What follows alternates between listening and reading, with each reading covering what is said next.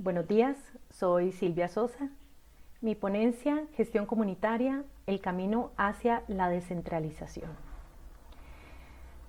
Yo inicié en la gestión cultural a principios del año 2000. Cuando empecé, ni siquiera sabía que eso que hacía era gestión cultural. Nosotros lo llamábamos producción. A lo largo de 20 años he estado en ambos lados de la gestión, trabajando tanto en proyectos de instituciones como en el sector independiente.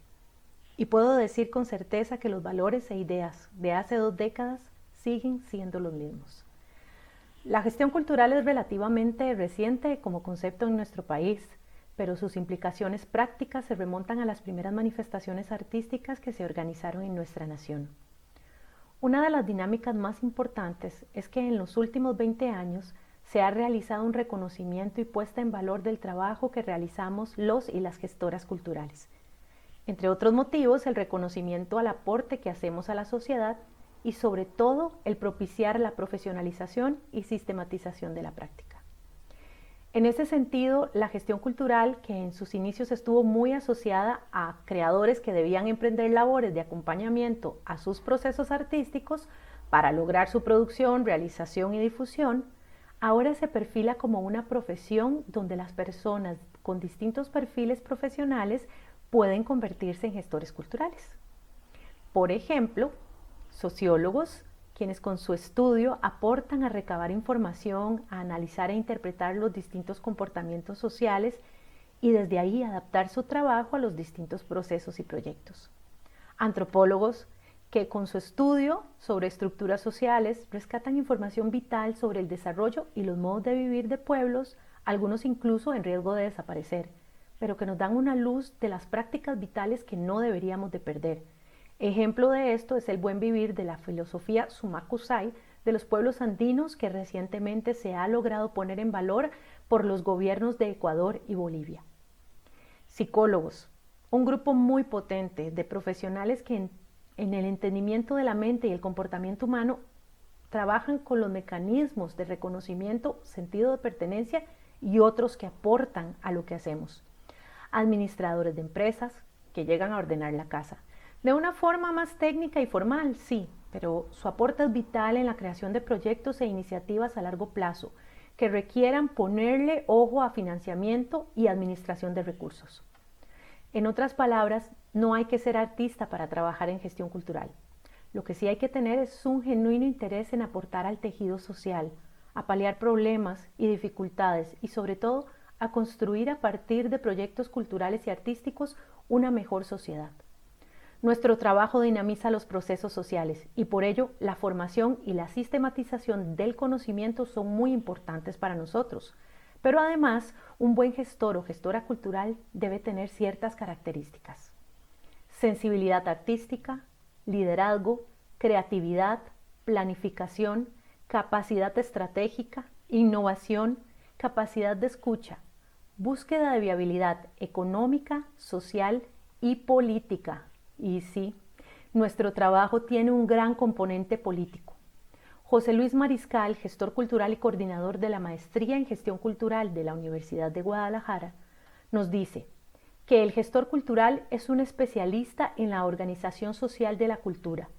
Poder identificar cuáles son los problemas culturales de una comunidad, barrio, municipio, institución o grupo, analizarlos y definir las estrategias de acción para la intervención de ese problema, o sea, darle solución, es su misión. Entonces, somos propiciadores de cambios pequeños o grandes a nivel estructural. Podemos inferir en la mirada de un grupo humano hacia sí mismo, hacia otros y por ende podemos cambiar contextos, realidades y situaciones. En otras palabras, podemos crear nuevos mundos, nuevas posibilidades. Debemos entonces leer mapas que posiblemente han sido escritos por otros, descifrar nuevas rutas, ampliar las ya existentes y muchas veces incluso leer entre líneas lo que no está dicho aún. En tiempos revueltos o convulsos como los que estamos viviendo, el reconocimiento del otro, el trabajo en red y la creación de alianzas es muy importante, es más importante que nunca. La descentralización y la desconcentración son prácticas urgentes para poder paliar los recortes presupuestarios, la apatía y sobre todo la desconfianza.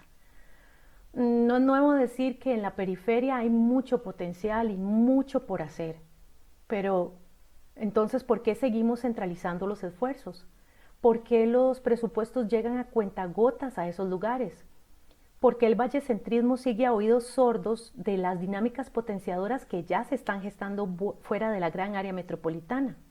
Bueno, el nuevo orden, surgido a raíz de los efectos de la pandemia, que golpeará, entre otros, el acceso a la cultura y los presupuestos dedicados al arte y al bienestar, también nos obliga a repensar nuestras propuestas y puede aportar mucho en innovación y nuevas formas de proyectar nuestro trabajo. Esta situación ha demostrado que si bien se ha avanzado mucho en términos digitales y tecnológicos, no estábamos listos para la virtualización de contenidos. Y además, que Costa Rica tiene uno de los servicios de Internet más inestables de América Latina. También que hay un territorio de acción más amplio y por ende un público mayor para los productos y servicios culturales. A manera de ejemplo, quiero compartir la experiencia de una agrupación nacional, la agrupación de teatro La Tropa. Este grupo nació en 2016 y a raíz de la pandemia esta agrupación, que ya tenía pactada una temporada teatral y otros proyectos, se vio de pronto con mucho material creativo y ningún lugar donde exponer o distribuir su trabajo. Iniciaron entonces un trabajo de investigación para poder adaptar la obra que ya tenían, que se llama Terapia, del escritor Martin Giner, a una versión digital. Esta obra es la historia de un psicoanalista que está lidiando con la muerte de su esposa y que a la vez tiene un paciente que trae a su madre invisible a terapia con él. Esta obra estuvo en su primera temporada virtual en el mes de junio, llegando a públicos de todo el país, incluso de América Latina.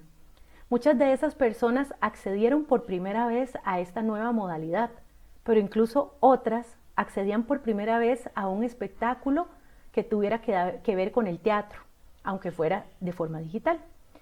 Y estas personas se volvieron embajadores de la obra, no solo porque encontraron afinidad en sus contenidos, sino también porque se dieron cuenta de que podían recomendarla a sus familiares en otros lugares y que por un monto accesible todo un núcleo podía verla y además encontrar un espacio oxigenador para lo que está pasando, para la situación, ¿verdad? Y esto es vital que lo tengamos en cuenta. Estos espacios son más urgentes que nunca. Y bueno, en medio de lo poco que se puede hacer en este momento en materia de entretenimiento y experiencias lúdicas, pues esto viene a contribuir. Muchos costarricenses que vivían en el extranjero incluso se conectaron con la obra, de una forma que ni siquiera el grupo La Tropa había tenido la oportunidad de experimentar. Incluso nuevos públicos de otros países engrosaron esta comunidad de seguidores. Bueno, entonces todas estas sesiones ofrecidas en la plataforma Zoom tenían un conversatorio al final, el cual resultó muy revelador para la agrupación. Quedarse conversando con el público al finalizar la obra les permitió tener una experiencia no solo para socializar los temas de salud mental y otros que tiene la misma producción, sino también poder desahogarse, no solo para el público, también para los creadores. Un espacio de mediación y la posibilidad de tomar las reacciones del público de primera mano para seguir adecuando el proyecto. Esto para mí es muy importante tenerlo en cuenta. Un proyecto que aporta a la salud mental y al significado y necesidad de reírse es un proyecto importante. Un proyecto que pone en valor el papel que juega el arte en la construcción social es vital en estos momentos. E incluso algo de lo que tal vez no se habla mucho, pero algunos grupos están viendo cómo sus dividendos aumentaron desde que pasaron sus productos a la virtualización, incluso mucho más respecto a lo que hacían en una sala de teatro antes de la pandemia. Bueno, a octubre, a este mes, La Tropa está preparando su tercera obra en esta modalidad. Y además están claros que aunque se abran las salas de teatro, no van a dejar esta nueva forma de proyección porque les permite conectar con públicos con los que todavía, antes de la pandemia, no habían podido hacerlo. Son muchas experiencias positivas que podemos encontrar en la virtualización, no solo en Costa Rica, pero también me gustaría citar una en el sector de la danza. Este proyecto se llama En las Tablas. En las Tablas nació como una plataforma de comunicación para la danza contemporánea costarricense. En estos últimos meses adaptó el proyecto y creó En las Casas, una plataforma virtual de distribución de danza en vivo, con una segunda temporada en el mes de octubre, generando empleo para los creadores, pero además colaborando con la creación de nuevas audiencias y la fidelización de los públicos de la periferia, incluso los ya existentes en el área metropolitana. Entonces, la virtualidad nos permite llegar a nuevos públicos, pero no solo en espacios de representación. La capacitación también puede generar no solo alcances inimaginables en el pasado, sino empleo, puesta en valor y sobre todo descentralización. A manera de ejemplo, pues quiero compartir la experiencia que tuve como parte de una beca que propuse al Fondo ProArtes COVID, lanzado este año en una modalidad especial por el Teatro Mélico Salazar. La propuesta era un taller de gestión cultural comunitaria y me permitió durante 6 semanas trabajar con actores culturales, profesores y gestores comunitarios que recibieron capacitación en herramientas básicas de gestión cultural. Además, lo aplicaban en un supuesto práctico. Entonces el taller era teórico práctico, muy importante para lo que hacemos, poner en práctica lo que vamos aprendiendo. Y es así como estas personas participantes de cantones como Esparza, San Ramón, Talamanca, Desamparados, El Guarco, Punta Arenas, Grecia, Vázquez de Coronado y Agua Caliente, reflexionaron y reflexionamos juntos acerca de nuestra contribución al tejido social, al bienestar de nuestras comunidades, pero sobre todo al potencial de recursos que tenemos y que en los tiempos de escasez e incertidumbre son vitales para paliar el desánimo y además contribuir a no retroceder en lo ya ganado. En los próximos años, la mayoría de las personas viajará menos y menores distancias, lo cual implica que las dinámicas virtuales van a primar y la cultura y el arte no van a escapar de esto. Pero también se trabajará de forma más localizada, actividades de pequeño y mediano formato con propuestas cercanas a nivel geográfico. Y es ahí donde nosotros, los gestores culturales comunitarios, podemos y debemos tener un papel relevante. Entonces, reforzar las capacidades organizativas, la visión, la lectura de entornos y el aprovechamiento de los recursos endémicos es lo que puede potenciar el intercambio y acceso a la cultura y las artes en las comunidades. Ahí es donde nosotros podemos incidir. Los que tenemos el camino ya más avanzado, podemos apoyar el crecimiento de estos gestores culturales comunitarios, desarrollando sus habilidades y fomentando el empoderamiento de los mismos en la construcción del bienestar de sus entornos. Entonces, cabe entender que para llevar a cabo este trabajo, el repensar los contenidos y cómo virtualizarlos es fundamental. Hay que trabajar de la mano con el sector informático y digital. Hay que buscar mejorar y adecuar las plataformas, las aplicaciones y el material a las necesidades de los y las trabajadoras. El desarrollo tecnológico al servicio del sector cultura. Y el otro aspecto a tomar en cuenta es que a públicos meta va dirigido nuestro proceso. Tenemos que pensar quién es nuestro público y entonces también pensar en cuáles son los distintos esfuerzos, proyectos y acciones que tenemos que tomar, que tenemos que hacer. Hoy más que nunca definir cuáles son nuestros nichos o los grupos de público nos permite ampliar este rango de acción y por ende el alcance que podemos tener con nuestros proyectos y propuestas. Reconocer a quienes nos vamos a dirigir con nuestra propuesta es primero reconocer qué valores, intereses y necesidades se tienen. Y aquí quiero recalcar que los supuestos siempre se van a quedar cortos y que hay que investigar, mapear y generar dinámicas que nos permitan a nosotros captar esa información vital. Como decía antes, leer lo que no está dicho o lo que no está a simple vista. Para cerrar y complementar estas palabras, quisiera agregar que científicos, urbanistas, sociólogos y otros especialistas coinciden en que a raíz de la pandemia, el concepto de ciudades de proximidad y la búsqueda de readecuar lo que tenemos al mismo es fundamental. Lograr que nuestras comunidades tengan todos o la mayoría de los servicios básicos y que no tengamos que desplazarnos grandes distancias para trabajar o para acceder a un servicio es muy importante.